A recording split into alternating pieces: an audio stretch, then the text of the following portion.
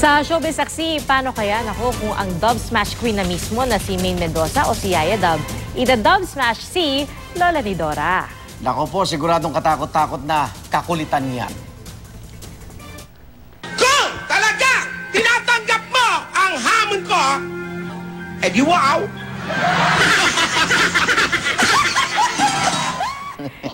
Isa lang po yan sa mga tumatak na linya ni Lola ni Dora na ginaya ni Maine.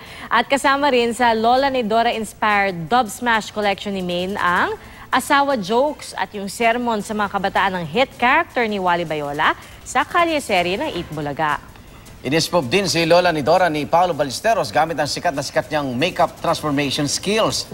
Ang kinalabasan si Lola Tidora na ginamit na rin karakter sa kalye-serye bilang kambal ni Lola ni Dora. Gayang-gaya rin po ni Paolo ang pagpatawa ni Lola ni Dora at nagpasample pa ang dalawa ng kambal pabebe. Ay, kami ang pabebe girl at wala kayong pake kung pabebe kami sa mga video namin. At wala kayong karapatan dahil nanonood lang kayo.